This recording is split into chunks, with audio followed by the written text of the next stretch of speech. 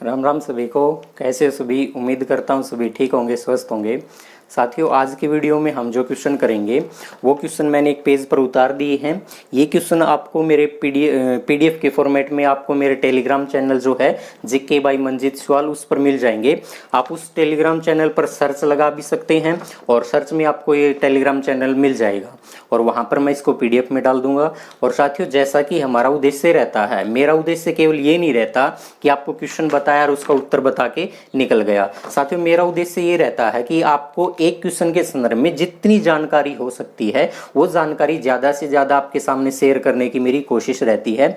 और इसी कोशिश के सहारे आज हम जो क्वेश्चन करेंगे बड़े जबरदस्त क्वेश्चन रहने वाले हैं और एग्जाम के अंदर इनमें से बहुत सारे क्वेश्चन पूछे भी जा चुके हैं, कई बार पूछे जा चुके हैं। वैसे तो सारे ही क्वेश्चन पूछे गए हैं। तो शुरू करते हैं आज की जो वीडियो है। और इस वीडियो के अंदर लास्ट तक जरूर देख लेना भाई, आपको बहुत सारे नए नए फैक्ट भी मिल जाएंगे। साथियों, शुरू करते हैं। आज का पहला क्वेश्चन है, विधान परिषद में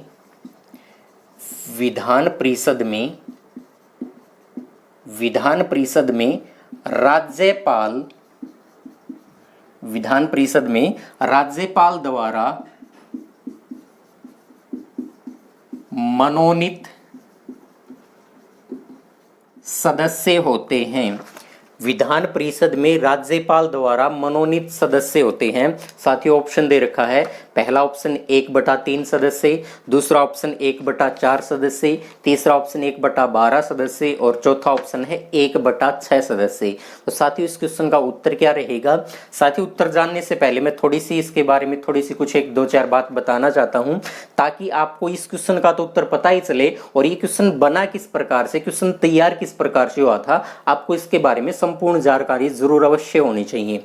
तो साथियों, हम जिक्र करते हैं। साथियों, राज्य का जो विधानमंडल है, राज्य विधानमंडल, साथियों ये राज्य का जो विधानमंडल है, ये राज्य का विधानमंडल के 2 सदन हैं।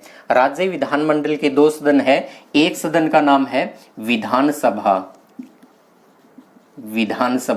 विधानसभा जो है ये राज्य का पहला सदन कहा जाता है, क्योंकि विधानसभा तो लगभग सभी राज्यों के अंदर विधानसभा है ही है। और दूसरे सदन का नाम है विधान परिषद। साथियों, जो हमारा विधानमंडल है ये द्विसदनीय विधानमंडल है। किसी राज्य में अगर केवल विधानसभा होगी तो राज्य के अंदर एक सदनीय विधानमंडल होगा, और जिसमें विधानसभा के साथ साथ विधान परिषद भी होगी तो वो राज्य में क्या कहलाएगा? राज्य का विधानमंडल द्विसदनीय कहलाएगा, जिसमें दोनों चीजें होंगी। साथियों, भारतीय संविधान का एक अनुच्छेद है, और कौन सा अनुच्छेद है? अनुच्छेद 168। साथियों, अनुच्छेद 168 क्या कहता है कि राज्य का जो विधानमंडल है, राज्य का विधानमंडल विधानसभा, विधान परिषद और राज्यपाल इनसे मिलकर बना है। राज्य का विधानमंडल जो है ये अनुच्छेद 168 के तहत राज्य के विधानमंडल में विधानसभा शामिल है, विधान परिषद शामिल है और राज्यपाल शामिल है। तो अनुच्छेद 168 में और किस बात का उल्लेख कर रखा है? साथियों, अनुच्छेद 168 में उसी बात का उल्लेख कर रखा है कि विधान परिषद भारत में वर्तमान की अगर मैं बात करूं साथियों, वर्तमान में 6 राज्यों के अंदर विधान क्या है? 6 राज्यों में विधान परिषद है। 6 राज्यों में विधान परिषद है। साथियों, 6 राज्यों में विधान परिषद है। आप में से अधिकांश मित्रों को इस बारे में थोड़ी सी जानकारी अवश्य होगी, लेकिन उससे ज्यादा भी तो बताने की कोशिश करूंगा मैं।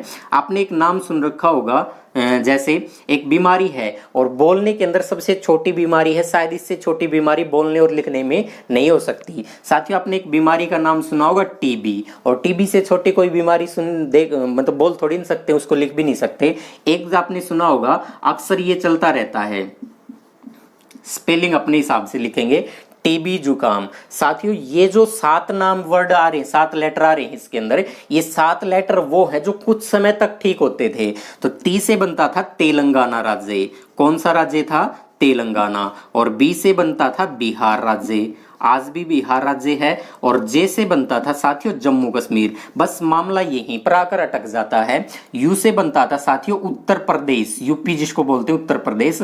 और के से साथियों कर्नाटक का नाम आ जाएगा। और के बाद ए से आ जाएगा आंध्र प्रदेश।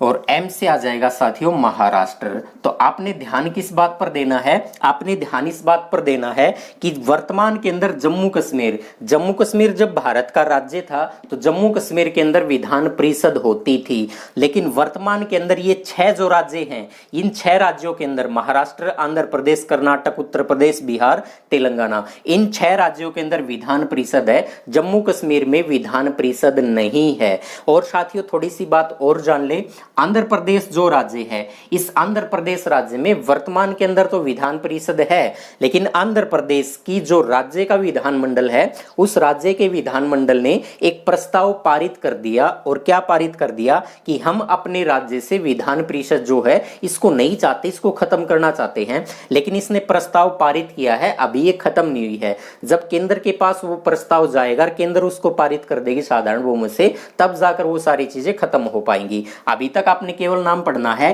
कि 6 राज्यों के अंदर क्या है, विधान परिषद है। कौन कौन से विधान परिषद वाले राज्य है, क्योंकि एग्जाम के अंदर क्वेश्चन पूछा जाता है किस राज्य में विधान परिषद नहीं है, तो 6 को छोड़कर जो भी राज्य का नाम दे रखा होगा उसको क्या हो जाएगा, वो उत्तर हो जाएगा। तो 6 नाम याद रखने जरूरी है साथियों। अब विधान परिषद से संबंधित और क्या फैक्ट हो सकते हैं साथियों, और फैक्ट बड़े जबरदस्त फैक्ट हैं और जरूरी भी हैं। और क्या जरूरी है, मैं भारतीय संविधान का एक अनुच्छेद की बात करता हूं, अनुच्छेद 169। आप कहेंगे अनुच्छेद 169 तो हमने पढ़ रखा था, तो साथियों आपने अनुच्छेद 171 भी पढ़ रखा होगा। अगर पढ़ रखा तो दोनों के अंदर डिफरेंस क्या है, अगर डिफरेंस को समझ लिया तो बहुत सारी चीजें आपकी क्लियर हो जाएंगी। अनुच्छेद 169 169 में कह रखा है कि विधान परिषद का गठन, विधान परिषद का गठन, तो विधान परिषद का गठन संविधान के कौन से अनुच्छेद में दे रखा है, 169 169 अनुच्छेद में। तो 171 अनुच्छेद क्या कहता है, अनुच्छेद 171 कहता है कि विधान परिषद की संरचना का उल्लेख है, विधान परिषद की संरचना का उल्लेख है। साथियों दोनों ही अनुच्छेद देखने से आपको लग रहे होंगे कि दोनों एक ही बात बोल रहे हैं, लेकिन एक बात नहीं है। ये तो कह रहा कि विधान परिषद का गठन, और ये वाला अनुच्छेद 171 कहता है विधान परिषद की संरचना का उल्लेख। साथियों आप कहेंगे हमें तो दोनों चीजें एक जैसी लग रही है, तो दोनों अनुच्छेद में फिर फर्क क्या हुआ। अगर दोनों एक ही बात होती तो 2 अनुच्छेद थोड़ी ना बनाए जाते, इसके लिए एक ही अनुच्छेद रहता, ऑब्लिक करके यहां पर इसको स्लेश करके इसको आगे डाल दिया जाता। लेकिन दोनों में फर्क है। और क्या फर्क है साथियों, विधान परिषद का गठन, भारत के वर्तमान में 6 राज्य जो हैं, इन 6 राज्यों में विधान परिषद है। तो इन 6 राज्यों में विधान परिषद किस प्रकार से बनी है, तो उसके गठन का उल्लेख कहां पर दे रखा है, अनुच्छेद 169 में। अब आप समझेंगे कि विधान परिषद का गठन, इस गठन से क्या मतलब है। गठन से मतलब ये साथियों 2 पॉइंट आप बना के लिखेंगे। और क्या बना के लिखेंगे कि विधान परिषद का गठन जो है वो कोई भी राज्य, यानी संदर्भित मैं किसी राज्य की बात कर रहा हूं जिस राज्य में विधान परिषद बनाई जाएगी, तो कोई भी राज्य है जो विधान परिषद बनाना चाह रहा है, तो राज्य की विधानसभा जो है, राज्य की विधानसभा जो है ये 2/3, एक बार लिखें, राज्य की विधानसभा जो है ये अपने उपस्थित, एक बार कुल भी लिख ले शायद, इसमें कुल सदस्य संख्या का बहुमत प्लस 1/1 नहीं, उपस्थित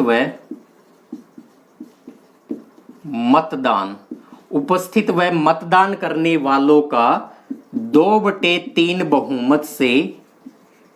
बहुमत से प्रस्ताव को पारित कर देगी। अगर किसी भी राज्य के अंदर अगर विधान परिषद का गठन करना है, तो उस राज्य की विधानसभा जो है वो कुल सदस्य संख्या का बहुमत और उपस्थित और मतदान करने वालों का 2/3 बहुमत से अगर प्रस्ताव पारित कर देती है, तो उस राज्य में विधान परिषद के गठन के लिए प्रस्ताव पारित हो जाता है। दूसरी बात क्या है, ये प्रस्ताव पारित कर दिया, किसने पारित कर दिया, विधानसभा ने। और जिस भी राज्य की विधानसभा ने इस बहुमत से पारित कर दिया, अब जाएगा ये हमारी संसद के पास, यानी केंद्र के पास। और केंद्र इसमें क्या कर सकता है, अगर साधारण बहुमत से इसको पारित कर देगा, साधारण बहुमत से पारित अगर कर देगी तो साधारण बहुमत से पारित करने के बाद क्या माना जाएगा कि उस राज्य में विधान परिषद का गठन किया जा सका है। तो विधान परिषद का गठन के बारे में क्या बात थी कि गठन तो इस प्रकार से होता है, अगर जिस भी राज्य में विधान परिषद का गठन किया जाना है तो उस राज्य की विधानसभा अपने कुल बहुमत से और 2/3 उपस्थित और मतदान करने वाले का 2/3 बहुमत से प्रस्ताव पारित कर देगी। प्रस्ताव भी पारित कर दिया, अब केंद्र के पास जाएगा, हमारी संसद के पास जाएगा और संसद के दोनों सदन, तभी मैंने संसद लिखा है, इसमें लोकसभा और राज्यसभा दोनों इंक्लूड हो चुके, हमारी संसद जो है वो साधारण बहुमत से प्रस्ताव को पारित कर देगी तो उस राज्य में विधान परिषद का गठन किया जा सका है, किया जा सकता है। अब साथियों आप कहेंगे कि ये बात तो हमारी समझ में आ गई, विधान परिषद की संरचना का उल्लेख क्या है, ये संरचना क्या होती है। साथियों इसी बात को उल्लेख कर रखा है अनुच्छेद 171 में, और क्या उल्लेख कर रखा है साथियों, जिस भी राज्य के अंदर अगर विधान परिषद बनाई जाएगी, जिस भी राज्य में विधान परिषद बनाई जाएगी तो राज्य जो है, किसी भी राज्य में जो भी विधान परिषद अगर बनाई जाएगी तो राज्य की विधानसभा का, राज्य की विधानसभा का 1/3 से अधिक संख्या नहीं हो सकती, अधिक संख्या नहीं हो सकती। अगर किसी भी राज्य में विधान परिषद बनाई जाएगी तो उस राज्य की विधानसभा में जितने भी सदस्य हैं उन सदस्यों का 1/3 से ज्यादा संख्या विधान परिषद के सदस्यों की नहीं हो सकती। तो विधान परिषद के सदस्यों की संख्या जो है वो उस राज्य की विधानसभा का 1/3 से अधिक नहीं, 1/3 से अधिक नहीं हो सकती। ठीक है, 1/3 से अधिक नहीं हो सकती, तो 1/3 हो सकती है। और कम से कम का प्रावधान कर दिया साथियों, कम से कम है 40 सदस्य होने ही चाहिए। कम से कम कितने हैं, 40 सदस्य होने चाहिए। अधिकतम 1/3 से अधिक नहीं हो सकती और कम से कम संख्या जो हो 40 होनी चाहिए। आपने बुक्स में पढ़ रखा होगा, क्योंकि बुक्स में अभी अपडेट नहीं आया होगा, जम्मू कश्मीर की जो विधान परिषद थी वो विधान परिषद अपवाद के रूप में थी। जम्मू कश्मीर की विधान परिषद में सदस्यों की संख्या साथियों 40 थी, लेकिन अब तो जम्मू कश्मीर से क्या कर दिया, विधान परिषद खत्म ही हो चुकी है। तो इसलिए जम्मू कश्मीर के अंदर अब ये 40, इसमें 36 होता था, 40 नहीं 36 होता था, और 36 है तब तो ये खत्म ही की जा चुकी है। अब इसका तो प्रावधान था कि नहीं था, इस बात को छोड़ दिए। कम से कम 40 सदस्य हो सकते हैं, अधिकतम 1/3 से ज्यादा नहीं हो सकते। अब आप कहेंगे साथियों संरचना के बारे में क्या इतनी बात है? नहीं साथियों, संरचना के बारे में और भी बड़ी बात है। और क्या बड़ी बात है मैं उसको एक बार फिर बता रहा हूं। भारतीय संविधान का अनुच्छेद जो है अनुच्छेद 171, इसी अनुच्छेद 171 के अंदर किस बात का उल्लेख कर दिया, विधान परिषद की, साथियों मैं शॉर्टकट में लिख रहा हूं, विधान परिषद की संरचना का उल्लेख। तो विधान परिषद की संरचना में हमने ये बात तो जान ली, जिस भी राज्य में विधान परिषद बनाई जाएगी उस राज्य की विधानसभा का 1/3 सदस्य से 1/3 सदस्य जो हैं उससे ज्यादा नहीं हो सकती और कम से कम 40 सदस्य होने चाहिए। साथियों और क्या बात का उल्लेख कर रखा, अब ये संरचना जो है, ये संरचना विधान परिषद की किस प्रकार से बनाई गई है। तो साथियों नंबर 1 बात आप लिखेंगे, नंबर 2 बात लिखेंगे, नंबर 3 बात लिखेंगे, नंबर 4 बात लिखेंगे, नंबर 5 बात लिखेंगे। ये पांचों बातें जाननी अवश्य है इस क्वेश्चन को मतलब उत्तर देने के लिए। रट्टाफिकेशन तो आपको करनी बिल्कुल नहीं है। अगर चीजों को समझ लिया, अगली बार अगर पेपर में थोड़ा बहुत क्वेश्चन आगे पीछे करके दे दिया तो भी हमारा ठीक होना चाहिए। साथियों विधान परिषद के जो सदस्य होंगे, इन सदस्यों में से एक बार मनोनीत सदस्य होंगे, मनोनीत सदस्य। साथियों जो भी मनोनीत सदस्य होंगे, केवल और केवल मनोनीत सदस्य जो हैं ये राज्यपाल के द्वारा मनोनीत किए जाते हैं, राज्यपाल के द्वारा मनोनीत किए जाते हैं। मनोनीत सदस्य जो भी विधान परिषद में होंगे वो राज्यपाल के द्वारा मनोनीत किए जाते हैं। और राज्यपाल कितने सदस्यों को मनोनीत कर सकता है? राज्यपाल कर सकता है 1/6 सदस्य जो हैं इनको मनोनीत कर सकते हैं। तो साथियों उम्मीद है इस क्वेश्चन का तो उत्तर यही आ जाएगा कि विधान परिषद में राज्यपाल द्वारा मनोनीत सदस्य कितने हैं। तो 1/6 सदस्य जो हैं ये इस क्वेश्चन का उत्तर आ जाएगा, यानी डी ऑप्शन। लेकिन हमें तो और भी चार बात और भी तो जाननी है। पेपर के अंदर क्वेश्चन पूछा गया था साथियों 2018 का, 19 नवंबर 2018 को जो पेपर था, इस पेपर में पूछ लिया निम्न में से विधान परिषद के बारे में कौन सा कथन असत्य है।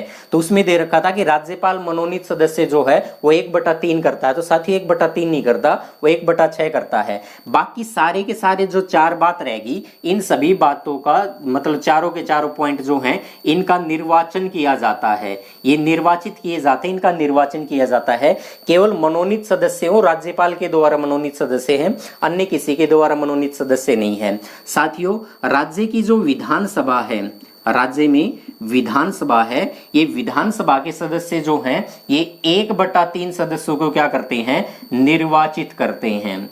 1/3 सदस्यों को क्या करते हैं, निर्वाचित करते हैं। और मैंने पहले ही बता दिया, पहले पॉइंट को छोड़कर चारों पॉइंट क्या है, वो निर्वाचन करने वाले ही हैं। और क्या है कि साथियों जिला स्तर की जो पंचायत है, जिला स्तर की पंचायत, जिला स्तर की पंचायत, और जिला स्तर की पंचायत को नगर परिषद और नगर पालिका कहा जाता है। नगर परिषद कह सकते हैं, नगर परिषद, और साथियों नगर पालिका भी कह सकता हूं मैं इनको, नगर पालिका। जिला स्तर की जो पंचायत है जिसे नगर परिषद या नगर पालिका कहा जाता है, इसके द्वारा 1/3 सदस्यों को क्या किया जाता है, निर्वाचित किया जाता है। तो विधानसभा के सदस्य 1/3 सदस्य निर्वाचित करते हैं। जिला स्तर पर जो नगर पालिका नगर पालिका नगर परिषद है, इसके द्वारा 1/3 सदस्यों का निर्वाचन किया जाता है। उसके आगे क्या है, उसके आगे ये है कि माध्यमिक स्तर पर, माध्यमिक स्तर पर पढ़ाने वाले जो अध्यापक हैं, माध्यमिक स्तर पर पढ़ाने वाले जो अध्यापक है, सेकंड ग्रेड के जो टीचर हैं, वो अध्यापक हैं, वो 1/12 सदस्यों को क्या कर सकते हैं, चुनाव करवाते हैं, निर्वाचन करते हैं उनका। तो माध्यमिक स्तर पर पढ़ाने वाले अध्यापक जो हैं उनके द्वारा 1/12 सदस्यों का चुनाव करवाया जाता है, उनका निर्वाचन करवाया जाता है। और क्या है साथियों, आपने इस नाम सुना होगा स्नातक। स्नातक स्तर पर या स्नातक किए हुए, और कौन से स्नातक किए हुए, जिनको स्नातक किए 3 वर्ष हो चुके हैं। अब साथियों स्नातक का मतलब क्या होता है, स्नातक का मतलब होता है ग्रेजुएशन, और ग्रेजुएशन को आप समझते हैं भली भांति से कि बीए। कई बार आपके घरों के अंदर आप देखते हैं कि जब भी रिश्ते की बात चलती है तो अक्सर देखने को मिलता है, और खासकर लड़कियों के बारे में ये जरूर देखने को मिलता है, जब भी रिश्ते की बात आती है तो दूसरा व्यक्ति यही कहता तुरंत कि लड़की मतलब कितनी पढ़ी लिखी है। तो अधिकांश कह देते हैं लड़की ने तो बीए कर रखी है, लड़की ने जेबीटी कर रखी है, या लड़की ने तो एमए मास्टर डिग्री भी कर रखी है, या कोई भी कोर्स कर रखा होगा वो बता देते हैं। तो जो बीए है, बीए पास है, जिसको ग्रेजुएट बोलते हैं हम या स्नातक बोलते हैं, और जिसने स्नातक किए हुए 3 वर्ष हो चुके, ऐसा नहीं कि वर्तमान में स्नातक कर रहा है, हाल फिलहाल में की है, स्नातक किए हुए जिनको 3 वर्ष हो चुकी हैं, तो स्नातक के जो छात्र होंगे, स्नातक किए हुए उन छात्रों के द्वारा 1/12 सदस्यों का क्या किया जाता है, निर्वाचन किया जाता है। तो स्नातक पास जो छात्र होंगे जिनको 3 वर्ष हो चुके स्नातक किए, वो छात्र 1/12 सदस्यों का क्या करते हैं, निर्वाचन करते हैं। और इस आधार पर सारी की सारी जो विधान परिषद है, उस विधान परिषद की संरचना तैयार की जाती है। तो ये सारी चीजें विधान परिषद की संरचना के अंदर शामिल है। आपको क्या बात ध्यान रखनी है कि विधान परिषद जो है ये वर्तमान में 6 राज्यों में है, और हाल फिलहाल में चर्चा में साथियों मैं 2-3 बातों को बता सकता हूं। विधान परिषद कुछ समय पहले, 1 महीने पहले, पिछले महीने लगातार चर्चा में थी। और क्यों लगातार चर्चा में थी, क्योंकि आप सबने एक नाम सुना होगा कि महाराष्ट्र भारत का जो राज्य है, इस महाराष्ट्र के जो वर्तमान मुख्यमंत्री है उद्धव ठाकरे, ये उद्धव ठाकरे 1 महीने पहले के सदन के यानी विधान मंडल जो है, इसमें ना तो विधान सभा के सदस्य थे और ना विधान परिषद के सदस्य थे, और कोई भी ऐसा सदस्य जो विधान परिषद और विधानसभा का नहीं है, और अगर वो मंत्री या मुख्यमंत्री बना दिया जाता है तो 6 महीने के अंदर उसको किसी एक सदन की सदस्यता अवश्य लेनी पड़ेगी। तो यही चीज महाराष्ट्र के संदर्भ में चल रही थी, क्योंकि महाराष्ट्र में विधान परिषद की 9 सीटें खाली थी और 9 सीटों के ऊपर चुनाव होना था, और कोरोना जो वैश्विक महामारी बनकर फैल चुकी है वर्तमान में, इस वजह से वो चुनाव जो तारीख को होने थे वो चुनाव आगे के लिए एक्सटेंड कर दिए गए थे। इसलिए लगातार चुनाव आयोग के द्वारा भी कहा गया था, क्योंकि वहां वहां के मुख्य जो राज्यपाल हैं भगत सिंह कोश्यारी जी, भगत सिंह कोश्यारी ने चुनाव आयोग को पत्र लिखा था कि विधान परिषद के चुनाव करवा दिया जाए ताकि उद्धव ठाकरे जो है वो उस सदन के अंदर कहीं से निर्वाचित होकर या मनोनीत होकर आ जाएं। लेकिन राज्यपाल के द्वारा वो मनोनीत नहीं हुए थे, विधान परिषद के सदस्य के रूप में वो मनोनीत हुए हैं उद्धव ठाकरे जो महाराष्ट्र के मुख्यमंत्री हैं। साथियों इतनी सारी बातें जान ली, अब मैं उम्मीद करता हूं आपको सारे क्वेश्चन समझ में आ गए होंगे। ये साथियों इस क्वेश्चन का उत्तर आ जाएगा 1/6। तो ऑप्शन दे रखे थे 1/3, 1/4, 1/12, 1/6। तो साथियों उत्तर आ जाएगा 1/6। अब कई बार क्वेश्चन पूछ लिए जाते हैं, मोटे मोटे क्वेश्चन के ऊपर बात करता हूं मैं। विधानसभा के सदस्य के लिए न्यूनतम आयु कितनी चाहिए? तो साथियों विधानसभा का जो सदस्य होगा उसके लिए न्यूनतम आयु 25 वर्ष चाहिए और विधान परिषद के सदस्य के लिए न्यूनतम आयु हो 30 वर्ष चाहिए। और अगला क्वेश्चन देखते हैं आप क्या है। अगला क्वेश्चन है साथियों कि सुप्रीम कोर्ट में, मैं सीधा लिख देता हूं, सुप्रीम कोर्ट में, सुप्रीम कोर्ट है साथियों, शेड्यूल कास्ट नहीं है। सुप्रीम कोर्ट में वकील के कोटे से, सुप्रीम कोर्ट में वकील के कोटे से सीधे जज बनने वाला पहला व्यक्ति, क्वेश्चन को समझे, सुप्रीम कोर्ट में वकील के कोटे से सीधे जज बनने वाला पहला व्यक्ति या पहला न्यायाधीश कह सकते हैं। सुप्रीम कोर्ट में वकील के कोटे से जज बनने वाला पहला व्यक्ति, ऑप्शन दे रखे साथियों कुरियन जोसेफ, दूसरा ऑप्शन दे रखा KS हेगड़े, तीसरा ऑप्शन दे रखा है SM सिकरी और चौथा ऑप्शन दे रखा YV चंद्रचूड़। तो साथियों क्वेश्चन का उत्तर क्या बनेगा? पहले तो ये बात कर लें, सुप्रीम कोर्ट के अंदर अगर कोई न्यायाधीश है तो उस न्यायाधीश के लिए योग्यता क्या होनी चाहिए? योग्यता, तो साथियों भारतीय संविधान का जो अनुच्छेद है, अनुच्छेद 124, इस अनुच्छेद 124 में सुप्रीम कोर्ट का उल्लेख है और सुप्रीम कोर्ट के अंदर अगर कोई भी न्यायाधीश बनता है तो उसकी योग्यता क्या होनी चाहिए? साथियों योग्यता के बारे में क्या बात दे रखी है? नंबर 1 तो कह दिया भारत का नागरिक होना चाहिए। भारत का क्या होना चाहिए साथियों? भारत का नागरिक होना चाहिए। और नंबर 2 बात क्या दे दी? उसने 2 बात दे दी कि हाई कोर्ट में 5 वर्ष तक क्या रहा हो? 5 वर्ष तक न्यायाधीश रहा हो। 5 वर्ष तक क्या रहा हो? न्यायाधीश रहा हो। या करके नंबर 2 को फिर लिख दिया, क्या लिख दिया कि किसी भी न्यायपालिका में, हाई कोर्ट में 10 वर्ष तक क्या रहा हो? अधिवक्ता रहा हो। अधिवक्ता का मतलब होता है लॉयर, वकील। तो 10 वर्ष तक अधिवक्ता रहा हो। या करके नंबर 3 बात और दे दी। और क्या नंबर 3 बात दे दी? नंबर 3 बात ये दे रखी साथियों कि राष्ट्रपति की नजर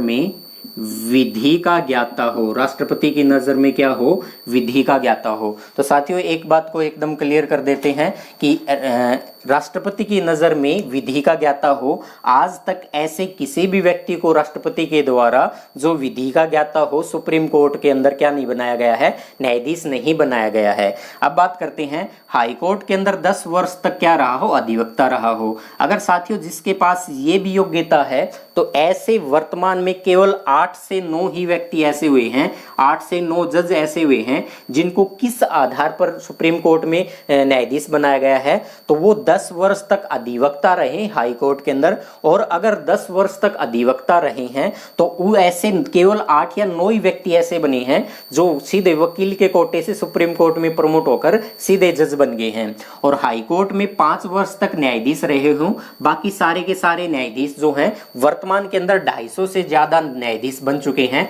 सुप्रीम कोर्ट के अंदर। और इन 250 में से लगभग बात करें तो 240 से ज्यादा जो हैं वो इसी योग्यता के आधार पर उनका प्रमोशन हुआ है, कॉलेजियम की सिफारिश के आधार पर उनको प्रमोट किया गया है। तो साथियों ये सारी बातें तो थोड़ी थोड़ी जाननी थी। उसके बाद इस क्वेश्चन का उत्तर किस प्रकार दिया जा सकता है? साथियों हाई कोर्ट में 10 वर्ष तक जो अधिवक्ता रहा हो, वही तो अधिवक्ता ही तो वकील होता है जिसको लॉयर कहा जाता है। तो 8 से 9 व्यक्ति बने हैं। इन 8 से 9 व्यक्तियों में से एक व्यक्ति ऐसा है जो पहला एक व्यक्ति जो सबसे पहले सुप्रीम कोर्ट में वकील के कोटे से, वो सुप्रीम कोर्ट में वो नहीं था, जज नहीं था और ना ही किसी हाई कोर्ट का जज था, लेकिन वो किसी हाई कोर्ट के अंदर वकील के तौर पर काम कर रहा था और उस वकील को सीधे सीधे प्रमोट करके क्या कर दिया, सुप्रीम कोर्ट में जज बना दिया। तो वो पहला व्यक्ति कौन था? साथियों आपने एक नाम सुना होगा, और क्या नाम सुना होगा? केशवानंद भारती नाम सुना होगा। केशवानंद भारती वर्सेस केरल राज्य, सुना होगा साथियों आपने ये नाम, केशवानंद भारती वर्सेस केरल राज्य का जो विवाद था। तो केशवानंद भारती विवाद जो था, केशवानंद भारती विवाद, या जब आपने प्रस्तावना पढ़ी होगी तो प्रस्तावना के बारे में आपने सुना होगा कि प्रस्तावना के बारे में सर्वप्रथम 1960 में कहा गया था, और 1960 में जो विवाद था वो उस विवाद था, उस विवाद में कहा गया कि प्रस्तावना संविधान का भाग नहीं है। उसके ठीक 13 साल बाद 1973 में केशवानंद भारती का जो विवाद था, इस केशवानंद भारती के विवाद में हमारे सुप्रीम कोर्ट ने कहा कि प्रस्तावना संविधान का भाग है और प्रस्तावना में उसी प्रकार संशोधन किया जा सकता है जिस प्रकार संविधान के किसी भी भाग में संशोधन किया जा सकता है। तो साथियों केशवानंद भारती का जो विवाद का जो मामला आया था, उस मामले के अंदर हमारा जो जज था उस समय, जज का नाम था एस.एम. सिकरी। तो एस.एम. सिकरी जो थे उस समय सुप्रीम कोर्ट के चीफ जस्टिस हुआ करते थे, ये सुप्रीम कोर्ट के चीफ जस्टिस हुआ करते थे। और एस.एम. सिकरी ही पहला व्यक्ति था जो सीधा वकील के कोटे से क्या बन गया था, सुप्रीम कोर्ट में जज बन गया था। तो उम्मीद करता हूं साथियों आपको इस क्वेश्चन का उत्तर पता चल गया होगा। एस.एम. सिकरी। तो एस.एम. सिकरी जो है ये सुप्रीम कोर्ट में वकील के कोटे से जज बनने वाला पहला व्यक्ति बना था। साथियों वकील के कोटे से आज तक केवल 8-9 जज बने हैं। पहली अगर महिला की बात करूं मैं, तो पहली महिला साथियों पहली महिला जो सीधे वकील के कोटे से सुप्रीम कोर्ट में जज बनी हो, तो साथियों उसका नाम है इंदु मल्होत्रा। साथियों 2018 के अंदर इंदु मल्होत्रा सुप्रीम कोर्ट में वकील के कोटे से सीधे जज बनने वाली पहली महिला बनी है। तो पहले अगर व्यक्ति का नाम आ जाए तो एस.एम. सिकरी थे, पहले पुरुष का नाम आ जाए तो एस.एम. सिकरी थे, लेकिन अगर पहली महिला का नाम आए तो इंदु मल्होत्रा जो है ये सुप्रीम कोर्ट में वकील के कोटे से जज बनने वाली पहली महिला बनी है। कौन थी? इंदु मल्होत्रा। साथियों उम्मीद करता हूं आपने ये बात जान ली होगी।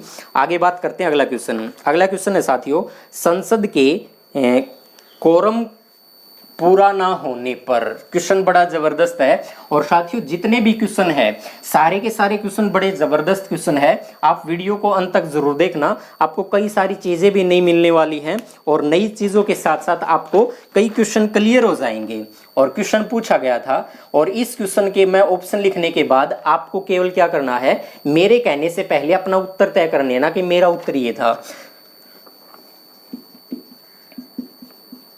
संसद में कोरम पूरा ना होने पर संसद को, या संसद नहीं है साथियों, इसमें सदन दे रखा है, ये संसद नहीं है। सदन में कोरम पूरा ना होने पर सदन को स्थगित कौन करता है? साथियों क्वेश्चन समझ में आ गया कि सदन में कोरम पूरा ना होने पर सदन को स्थगित कौन करता है। ऑप्शन दे रखा साथियों, पहला ऑप्शन दे दिया राष्ट्रपति। कौन सा ऑप्शन दे दिया? राष्ट्रपति। दूसरा ऑप्शन दे दिया प्रधानमंत्री और तीसरा ऑप्शन दे दिया लोकसभा का अध्यक्ष, और साथियों चौथा ऑप्शन दे दिया इनमें से कोई नहीं, यानी नोट का मतलब नन ऑफ दीज, नोट का मतलब है नन ऑफ दीज, इनमें से कोई नहीं। तो साथियों इस क्वेश्चन का उत्तर क्या आएगा, आप एक बार जल्दी से इस क्वेश्चन का उत्तर बता दें। तो इस क्वेश्चन का उत्तर क्या बनेगा साथियों? चलो आपने अपना उत्तर दे लिया। सबसे पहले तो ये समझ ले कोरम क्या होता है। कोरम का मतलब होता है गणपूर्ति, कोरम है गणपूर्ति। साथियों कोरम और गणपूर्ति एक ही बात है। अब इस क्वेश्चन का उत्तर क्या आएगा साथियों? इस क्वेश्चन का उत्तर आ जाएगा नन ऑफ दीज। आपका जो भी उत्तर होगा वो आपने तय कर लिया था। लोकसभा अध्यक्ष इसका उत्तर नहीं होगा, अधिकांश मित्रों में चांस लेने की कोशिश की होगी। प्रधानमंत्री शायद आप में से बहुत कम ने सोचा होगा, राष्ट्रपति भी कुछ एक ने सोच लिया होगा, लेकिन राष्ट्रपति भी इसका उत्तर नहीं है। तो उत्तर है none of these. None of these का मतलब है कि 4 ऑप्शन में से जो 3 उत्तर थे ये नहीं है, कोई चौथा उत्तर होगा वो इसका उत्तर होगा, वो ऑप्शन में नहीं है। इसलिए नन ऑफ दीज हो गया। अब नन ऑफ दीज तो हो गया, लेकिन हमें पता तो चलना चाहिए कि सही उत्तर कौन सा था। तो नन ऑफ दीज का मतलब है जो भी सदन की अध्यक्षता, जो भी सदन की अध्यक्षता करता है, जो भी सदन की अध्यक्षता करता है वही सदन को स्थगित कर सकता है। अधिकांश मित्रों ने सोचा होगा कि सदन में कोरम पूरा ना होने पर सदन को स्थगित कौन करता है, तो लोकसभा अध्यक्ष करता है। साथियों सदन का मतलब ये कहां लिखा हुआ था कि लोकसभा का सदन है। साथियों राज्यसभा का भी तो सदन हो सकता है, और जब राज्यसभा का सदन होगा तो लोकसभा अध्यक्ष वहां क्या करने लाया जाएगा। तो लोकसभा अध्यक्ष है वो अपने सदन को स्थगित कर सकता है ना, दूसरे के सदन को स्थगित नहीं कर सकता। तो सदन का मतलब है कि वो लोकसभा का सदन भी हो सकता था, राज्यसभा का सदन भी हो सकता था। जो भी सदन होगा उस सदन का, जो भी सदन होगा उसकी जो अध्यक्षता कर रहा है, अगर लोकसभा का सदन है तो लोकसभा का स्पीकर उसकी अध्यक्षता कर रहा होगा, तो लोकसभा का स्पीकर उसको क्या कर देगा, स्थगित कर देगा। अगर राज्यसभा का सदन है तो राज्यसभा का जो भी सभापति होगा या उस समय बैठक की जो भी अध्यक्षता कर रहा होगा वो उसको स्थगित कर देगा। साथियों ये दोनों को मिलके कहा जाता है सदन, क्योंकि ये थोड़ी ना लिखा था कहीं भी लोकसभा का सदन था कि राज्यसभा का। तो जो भी सदन की सदस्यता अध्यक्षता कर रहा होगा वो कोरम पूरा ना होने पर क्या कर सकता है, सदन को स्थगित कर सकता है। तो साथियों इस क्वेश्चन का तो उत्तर हो जाएगा नन ऑफ दीज। और नन ऑफ दीज क्यों है, क्योंकि कोई भी जो सदन की अध्यक्षता करता है वही सदन को स्थगित कर सकता है। राष्ट्रपति तो इसका उत्तर बिल्कुल नहीं होगा, क्योंकि सदन के अंदर राष्ट्रपति नहीं होता, वो संयुक्त अधिवेशन के अंदर राष्ट्रपति आता है, या संसद के पहले नई लोकसभा गठित होती है उसका पहला जो स्तर चलता है उसके अंदर शामिल होते हैं। साथियों इसके बारे में आपको और क्या जानकारी करनी है कि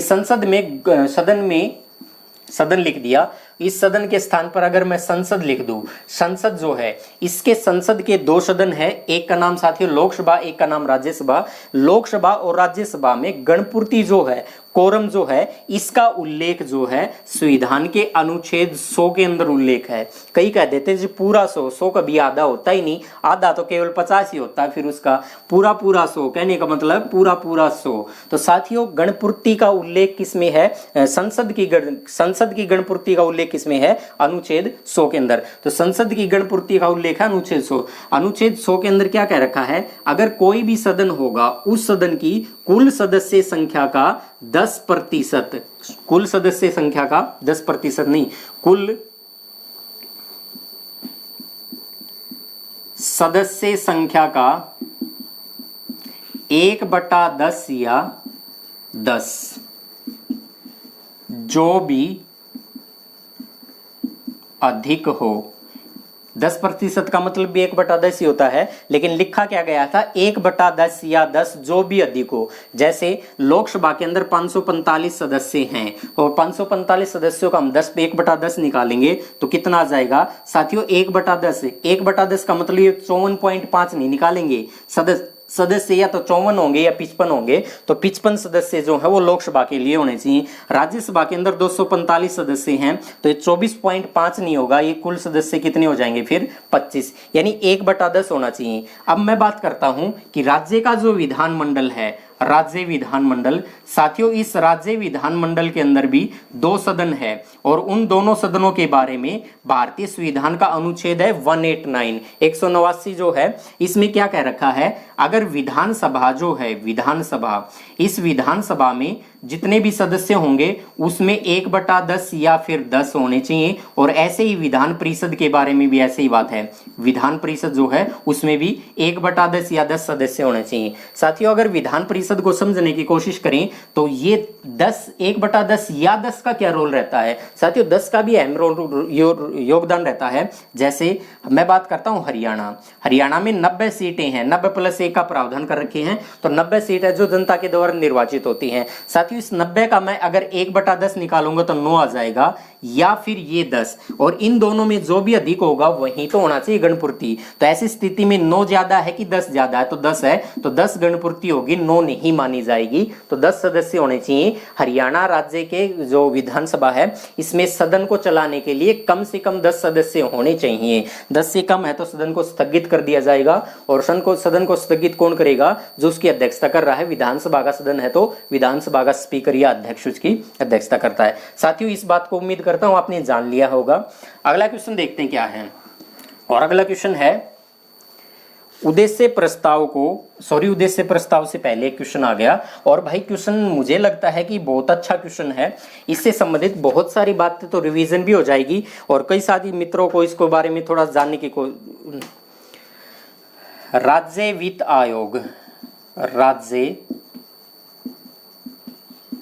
आयोग का गठन कौन करता है? राज्य वित्त आयोग का गठन कौन करता है? साथियों, राज्य वित्त आयोग का गठन कौन करता है? राष्ट्रपति,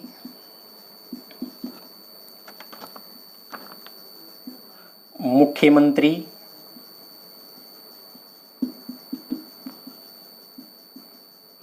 राज्यपाल और हाईकोर्ट का चीफ जस्टिस। साथियों, ये हाईकोर्ट का मुख्य न्यायाधीश, हाईकोर्ट का चीफ जस्टिस तो कौन करता है? साथियों, इसका उत्तर तो आपको पता चल जाएगा, कोई बात नहीं, आपको अधिकांश को पता भी होगा तो भी कोई बात नहीं। इससे संबंधित बातें क्या है उसके बारे में जानते हैं। साथियों, आप सभी ने पढ़ा होगा कि 73वां संविधान संशोधन 1992 के नाम से जो रखा गया था, 74वां संविधान संशोधन 1992 के नाम से संसद में रखा गया था। वैसे तो साथियों, ये हमारी संसद जो है राजीव गांधी की जब सरकार थी तो राजीव गांधी की सरकार के द्वारा 64वां और 65वां संविधान संशोधन ये हमारी लोकसभा में रखे गए थे। 64वां संविधान संशोधन जो था इसका संबंध था कि पंचायत राज संस्थाओं को संवैधानिक दर्जा देने के लिए, और 65वां जो संविधान संशोधन था इन नगर पालिकाओं को संवैधानिक दर्जा देने के लिए दोनों के दोनों लोकसभा में रखे गए थे। लोकसभा भंग होगी, प्रस्ताव उसके साथ खत्म हो गए। उसके बाद अगली सरकार के द्वारा 73वां संविधान संशोधन और 74वां संविधान संशोधन रखा गया था।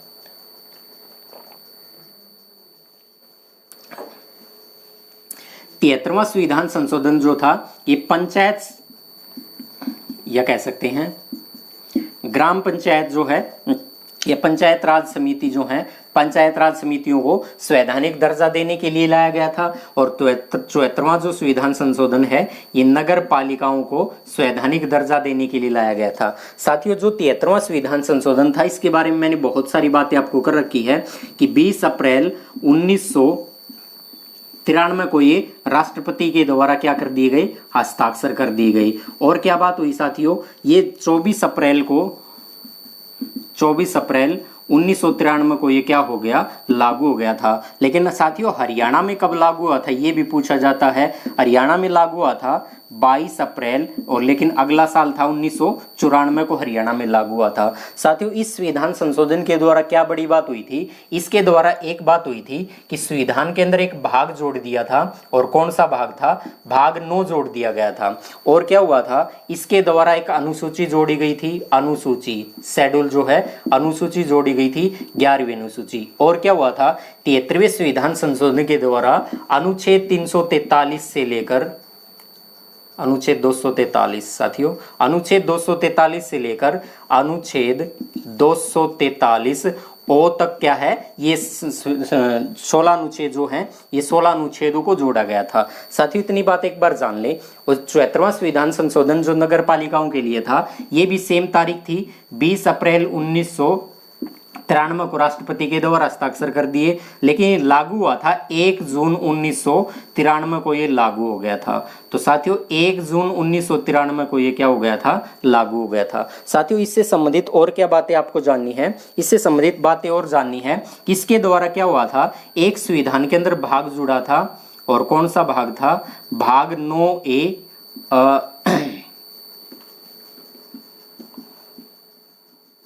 अनुसूची 12वीं जोड़ी गई थी। और जो अनुच्छेद है, अनुच्छेद 243 पी से लेकर अनुच्छेद 243 ZG यहाँ तक अनुच्छेद जोड़े गए थे।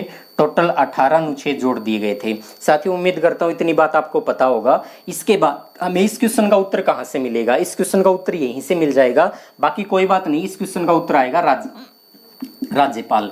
कि राज्य वित्त आयोग का गठन कौन करता है? राज्यपाल करता है। अगर ये पूछ लिया जाए कौन से अनुच्छेद के तहत करता है, तब आपको ये सारी चीजें जाननी बहुत आवश्यक है।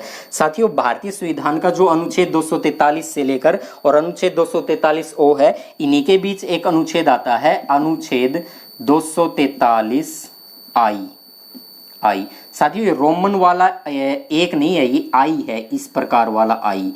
जिसको आप कैपिटल छोटी आई ऐसे लिखते हैं ना, वो वाली आई है। और दूसरा यहाँ से 243 पी से लेकर 243 जेड जी है, यही एक अनुच्छेद आता है, अनुच्छेद 243 वाई, अनुच्छेद 243 वाई। साथियों अनुच्छेद 243 आई जो है, अनुच्छेद 243 आई में किस बात का उल्लेख है कि पंचायत राज जो है, पंचायत राज समिति जो है, तो पंचायत राज समितियों में 243 आई क्या है, 243 आई में पंचायत राज संस्थाओं से संबंधित क्या है, वित्त आयोग का उल्लेख है। और नगर पालिकाओं के लिए वित्त आयोग का उल्लेख किसमें है, अनुच्छेद 243 वाई। नगर पालिकाओं के लिए एक राज्य वित्त आयोग होगा और इसका उल्लेख अनुच्छेद 243 वाई में है। इसको गठित कौन करता है, तो राज्यपाल गठित करता है। राज्यपाल प्रत्येक 5 साल के बाद गठित करता है, प्रत्येक 5 वर्ष के बाद क्या करता है कि राज्य के अंदर एक वित्त आयोग का गठन करता है। हरियाणा का पहला वित्त आयोग कब गठित हुआ था, तो साथियों हरियाणा का पहला वित्त आयोग 1995 में गठित हुआ था। तो वर्तमान के अंदर 5 वित्त आयोग जो है वो हो जाने थे। तो 5वां वित्त आयोग के बारे में आपको एक क्वेश्चन और पूछ सकता है, और साथियों उस क्वेश्चन को आप खुद भी कोशिश करना, और शायद यही होगा, देख लेना। 5वें वित्त आयोग जो है, इस 5वां वित्त आयोग का अध्यक्ष कौन है, तो 5वें वित्त आयोग का जो अध्यक्ष रहा है उसका नाम है मुकुल असर, मुकुल असर। साथियों एक बार आप भी कंफर्म कर लेना इसको कि ये चेंज हो गया कि नहीं। 5वें वित्त आयोग का यही था, लेकिन 5वें वित्त आयोग का अध्यक्ष मुकुल असर को ही बनाया गया था, इसमें कोई दो राय नहीं है, ठीक ही है, आपको भी यही मिलेगा कहीं भी चेक करेंगे तो। 5वां वित्त आयोग है जो 5वें वित्त आयोग, 5 वित्त आयोग हरियाणा में गठित हो चुके हैं। पहला वित्त आयोग पूछेगा तो 1995 में था, और 5वां वित्त आयोग पूछ रहा तो कहां पर है, मुकुल असर। बस आपको एक टफ क्वेश्चन अगर बन जाएगा तो वो ये दे सकता है कि 5 वित्त आयोग है, तो इन 5 वित्त आयोग के अध्यक्ष कौन कौन रहे थे, तो 5 वित्त आयोग के अध्यक्ष एक बार मोटी मोटी नजर दौड़ा लेना, क्योंकि पेपर में नहीं पता कि 5 वित्त आयोग के नाम दे दे और 5 वित्त आयोग के अध्यक्ष के नाम दे दे और कहे कि इनको मिलान करो या इनको सही क्रम में लगाओ। क्रोनोलॉजिकल ऑर्डर भी तो आजकल पेपर में आने लगे थे, तो इसलिए आप उनको कर लेना।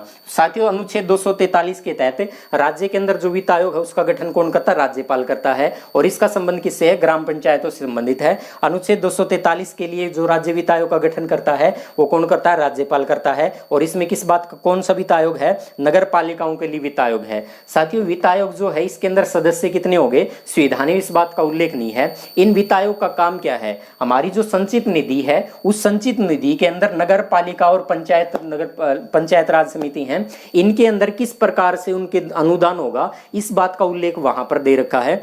तो अगले क्वेश्चन के ऊपर बात करते हैं साथियों। क्या है अगला क्वेश्चन है, और ये क्वेश्चन पेपर के अंदर वैसे पूछा जा चुका है, और इससे मिलता जुलता दूसरा क्वेश्चन भी पेपर में, हरियाणा पुलिस वाले पेपर में आया था, और एक ग्रुप डी का पेपर हुआ था, और ग्रुप डी का पेपर हुआ था 11 नवंबर 2018 को, उसमें भी क्वेश्चन आया था।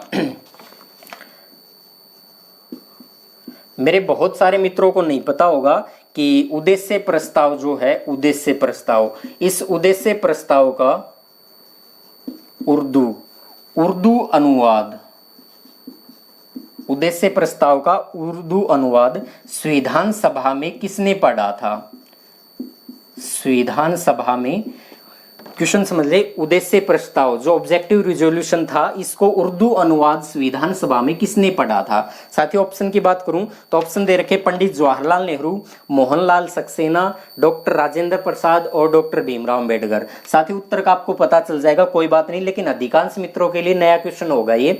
तो उर्दू उद्देश्य प्रस्ताव जो, पहले तो ये जान ले कि उद्देश्य प्रस्ताव जो है ऑब्जेक्टिव रिजोल्यूशन जो है, ये ग्रुप डी के पेपर में क्वेश्चन पूछा गया था कि उद्देश्य प्रस्ताव संविधान सभा में किसके द्वारा रखा गया था। साथियों ये उद्देश्य प्रस्ताव रखा गया था संविधान सभा की 13 दिसंबर को जो अधिवेशन हुआ था, 13 दिसंबर 1946 को जो अधिवेशन हुआ था, इसको अधिकांश मित्र पढ़ लेते। 13 दिसंबर को तीसरी बैठक हुई थी, ये तो मोटी मोटी बात है, 13 दिसंबर को तीसरी बैठक नहीं हुई थी, क्योंकि तीसरी बैठक तो 11 तारीख को ही हो चुकी थी। तो 13 दिसंबर 1946 को जो बैठक हुई थी, तीसरा अधिवेशन हुआ था, उस तीसरे अधिवेशन में पंडित जवाहरलाल नेहरू ने क्या किया था, पंडित जवाहरलाल नेहरू ने इस उद्देश्य प्रस्ताव को साथियों रखा था। ये उद्देश्य प्रस्ताव पारित कब हुआ था? ये उद्देश्य प्रस्ताव पारित हुआ था, और क्यों पारित नहीं हुआ 13 दिसंबर को?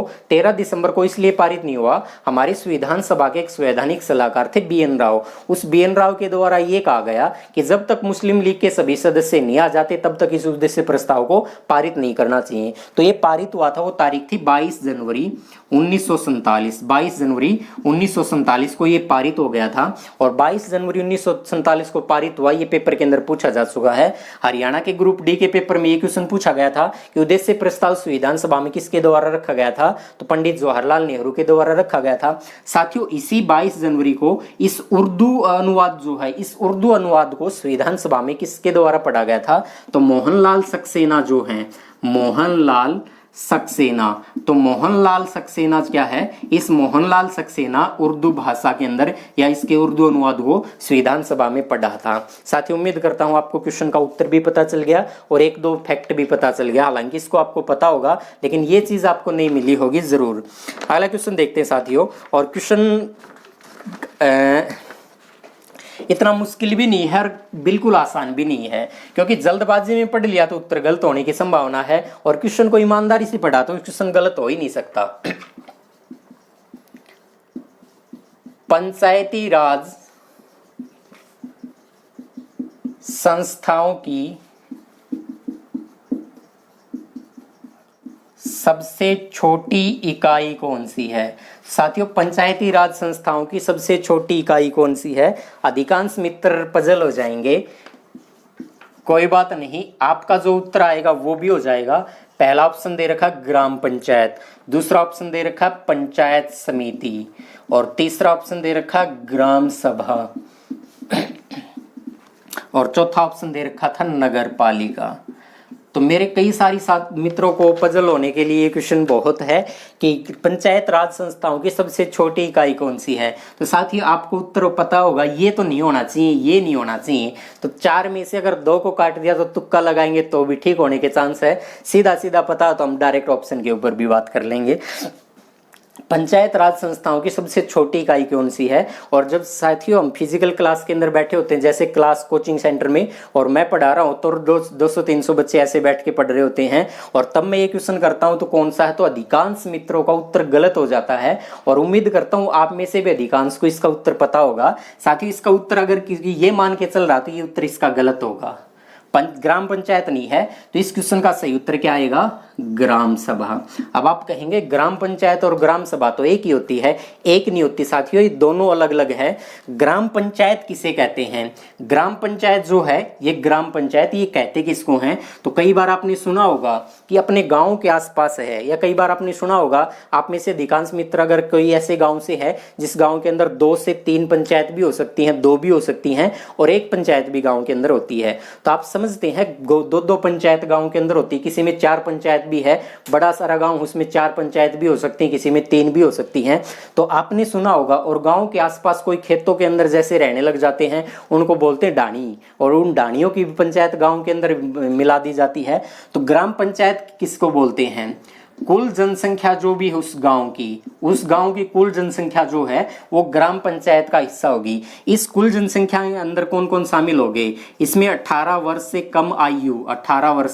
कम आयु के बच्चे भी तो इसके अंदर शामिल हो गए या नहीं हो गए। और ग्राम सभा किसको कहेगी? ग्राम सभा उन्हीं को कहा जाएगा जो एक ग्राम की कुल जनसंख्या है, उस ग्राम की कुल जनसंख्या में मतदान करने वाले जो हैं, मतदान करने वाला, या कह सकते हैं मतदाता समूह जो है, मतदाता समूह। तो मतदाता समूह जो है उनको कहा जाता है ग्राम सभा। तो साथियों, ग्राम कुल जनसंख्या तो ग्राम पंचायत। तो अब बात आइए, आप खुद बताइए, ग्राम पंचायत बड़ा है कि ग्राम सभा? तो ग्राम पंचायत बड़ा है, क्योंकि इसमें कुल जनसंख्या शामिल है। क्योंकि अगर गांव की जनसंख्या मान लिया हमने 5000 गांव की जनसंख्या है, और इन 5000 गांव की जनसंख्या में से ग्राम सभा का हिस्सा कितना हो सकता है? तो साथियों, इसमें हिस्सा हो सकता है लगभग 3,000 भी हो सकते हैं कि 3000 हो सकते हैं। तो साथियों, 3000 बड़ा है कि 5000? 5000 बड़ा है, इसका मतलब ये बड़ी होगी, तो सबसे छोटी कौन सी बची? ग्राम सभा। तो ग्राम सभा इसका सही उत्तर हो जाएगा। अनुच्छेद 243 के अंदर ग्राम सभा का उल्लेख है और भारतीय संविधान का एक अनुच्छेद है अनुच्छेद 40। इस अनुच्छेद 40 में भी ग्राम सभा के गठन का उल्लेख है और अनुच्छेद 243 जो हमने पिछले क्वेश्चन में पढ़ा था, अनुच्छेद 243 में भी ग्राम सभा के गठन का उल्लेख है। अगला क्वेश्चन देखते हैं साथियों क्या है। अगला क्वेश्चन हरियाणा में एक पेपर हुआ था, ग्रुप डी का पेपर था और वहीं 11 नवंबर का पेपर था और 11 नवंबर को शाम की टाइम का जो पेपर था इवनिंग का, उस पेपर में एक क्वेश्चन आया था, आप चेक कर लेना कहीं पर भी। क्वेश्चन पूछा भीमराव अंबेडकर के संदर्भ में कौन सा कथन गलत है। तो इन्होंने पहला ऑप्शन दे दिया कि इन्होंने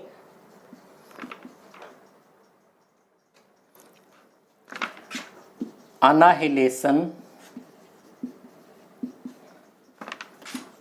ऑफ कास्ट और दूसरी किताब है द प्रॉब्लम ऑफ रूपी, द प्रॉब्लम ऑफ रूपी, रूपी मतलब रुपया, द प्रॉब्लम ऑफ रूपी। क्या ऑप्शन दे दिया पहला कि अनाहिलेशन ऑफ द कास्ट और द प्रॉब्लम ऑफ रूपी किताब के लेखक कौन है, डॉक्टर भीमराव अंबेडकर। दूसरा ऑप्शन दे दिया कि इन्होंने गांधी जी के अनुरोध के कारण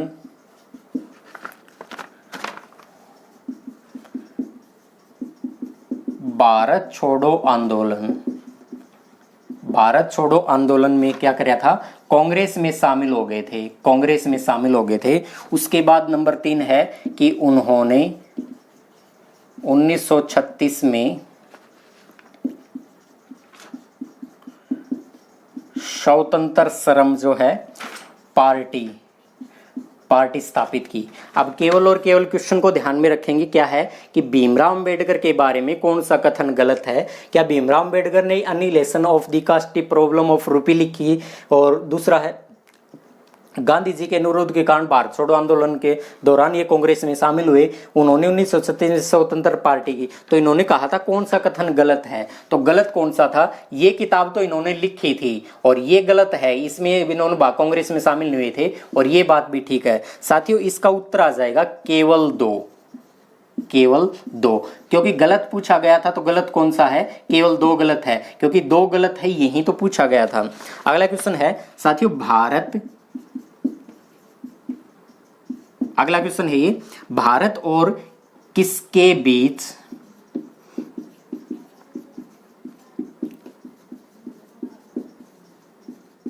ताशकंद समझौता हुआ था। साथियों क्वेश्चन ठीक ठाक है, क्वेश्चन कई बार पेपर में आ लिया, बहुत बार आ लिया। भारत और किसके बीच ताशकंद समझौता हुआ है, तो भारत और किसके बीच, चीन के बीच, पाकिस्तान के बीच, बांग्लादेश के बीच, उक्त में से कोई नहीं। तो साथियों ताशकंद समझौता जो है, ये ताशकंद समझौता किस किस के मध्य हुआ था, ये 10 जनवरी 1966 को ताशकंद समझौता हुआ था और किस किस के बीच हुआ था, भारत और पाकिस्तान के बीच हुआ था। तो साथियों इस क्वेश्चन का उत्तर आ जाएगा पाकिस्तान इस क्वेश्चन का उत्तर आ जाएगा।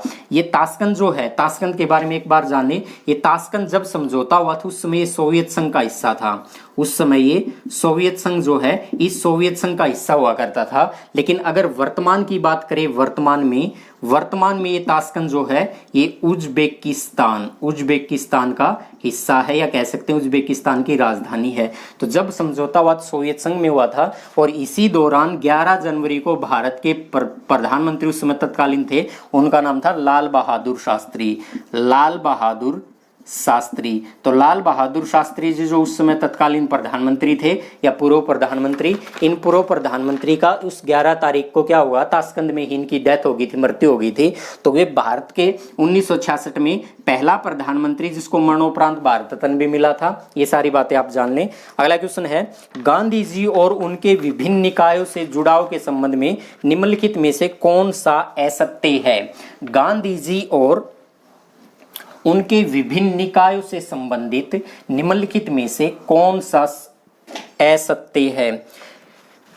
चलो मैं ऐसे ही बोल देता हूं, ये फॉर्मेट में पीडीएफ में आपको मिल जाएंगे। तो पहला ऑप्शन दे दिया वह क्रिप्स आयोग के एक सदस्य थे, और दूसरा ऑप्शन दे दिया वह केंद्रीय विधान परिषद के एक सदस्य थे, तीसरा ऑप्शन दे दिया वे संविधान सभा के एक सदस्य थे। तो साथियों ये तीनों ही बात गलत है।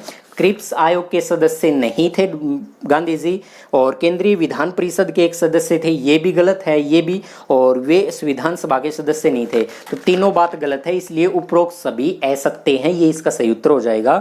साथियों, संविधान सभा के बारे में आपने 2-3 बातें और जान लेनी है कि महात्मा गांधी है, तेज बहादुर सप्रू का आपने नाम सुना होगा, जयप्रकाश नारायण जी का नाम सुना होगा, तो इस विधान सभा के सदस्यों में नहीं थे। नाम इनके जरूर प्रसिद्ध है लेकिन संविधान सभा के सदस्य में शामिल नहीं हुए। उम्मीद करता हूं साथियों वीडियो आपको पसंद आई है। अगर पसंद आई तो वीडियो को लाइक और शेयर करना बिल्कुल ना भूलें।